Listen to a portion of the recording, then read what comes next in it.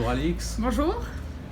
Nous sommes accompagnés par la mission locale Garrigues-Cévennes et nous vous rencontrons dans le cadre d'une interview des métiers du secteur sanitaire et social.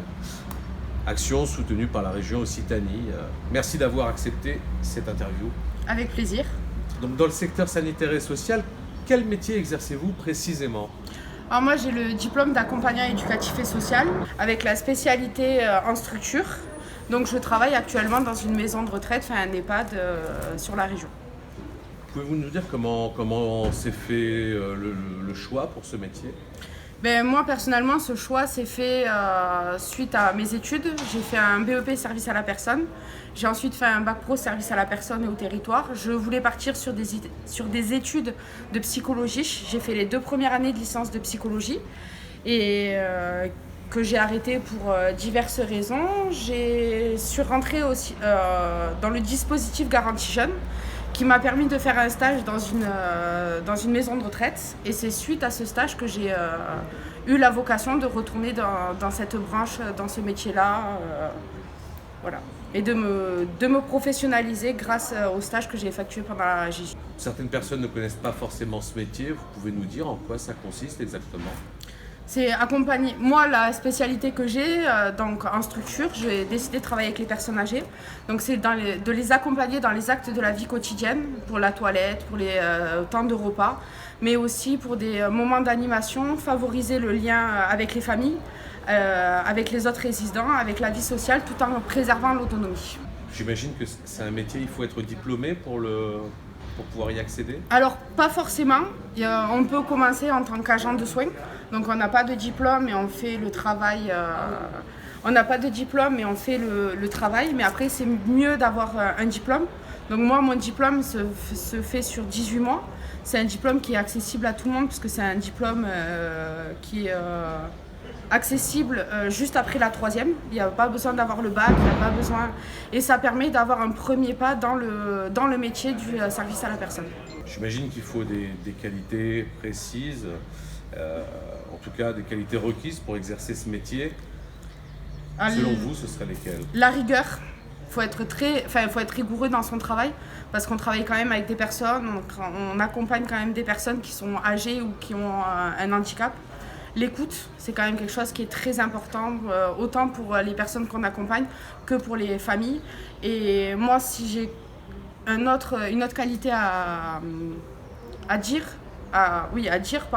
ce serait le travail en équipe, le savoir travailler en équipe. Parce que c'est pas un métier c'est pas un travail qu'on peut faire en travaillant solo. J'imagine aussi que c'est un métier qui demande de l'investissement, mais vous devez avoir des retours. Alors j'ai envie de vous dire, qu'est-ce que ce métier vous apporte ? Beaucoup de bien-être, malgré la crise sanitaire. Le travail avec la personne âgée, c'est quand même quelque chose qui est lourd physiquement, psychologiquement.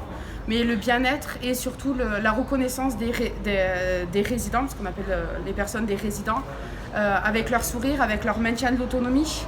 Et aussi des familles qui nous remercient du bien-être qu'on accorde à leurs proches et du temps aussi qu'on accorde parce que souvent, même si on a fini notre journée de travail, on va quand même rester pour aider un résident qui a besoin. S'il a besoin, on va quand même... c'est quand même un investissement personnel qui est quand même important. J'imagine qu'il y a des contraintes, des difficultés aussi qui sont liées à ce métier, si on peut en nommer quelques-unes. Les contraintes d'horaire, parce qu'on a des horaires qui peuvent être dites décalés. Commencer tôt le matin, finir tard le soir, travailler le week-end. On peut aussi travailler de nuit. Et après, les contraintes aussi sont beaucoup les contraintes physiques, parce que c'est un métier où est-ce qu'on force. Donc moi, si j'aurais un conseil à donner, c'est faire attention à son dos, parce que c'est vraiment quelque chose qu'on s'abîme facilement. Et surtout, bien écouter les conseils d'ergonomie que les professionnels déjà formés peuvent nous donner. Et après, surtout, utiliser le matériel quand on a du matériel à disposition.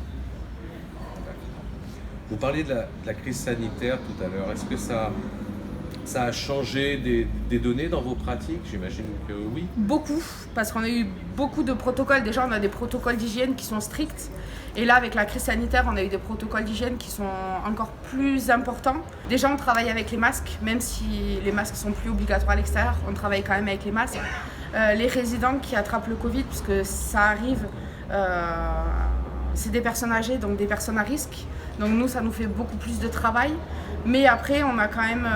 c'est ce qui renforce aussi la cohésion d'équipe dans toutes les structures.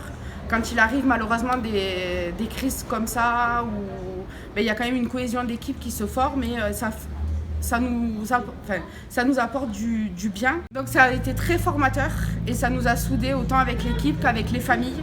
Et on a réussi à créer du lien social entre le personnel et les résidents, mais aussi les familles, réussir à mettre les familles dans le projet d'accompagnement.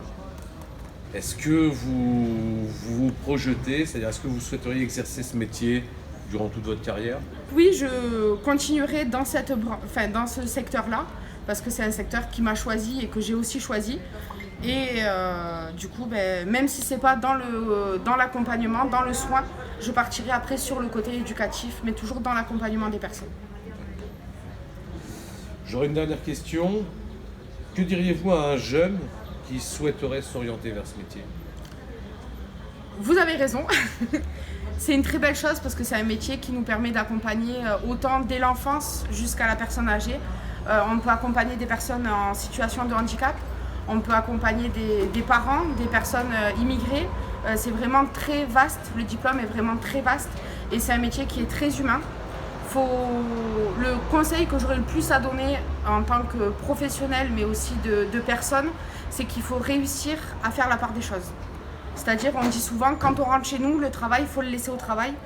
Et c'est quelque chose qui est très compliqué à faire, qu'on met un moment à faire, même au bout de 5, 10, 15 ans. Il y a toujours des choses qui nous touchent, mais c'est quelque chose qu'il faut réussir à faire pour travailler professionnellement comme on veut. Merci beaucoup, Alix. De rien, avec plaisir. Merci, Alix. De rien.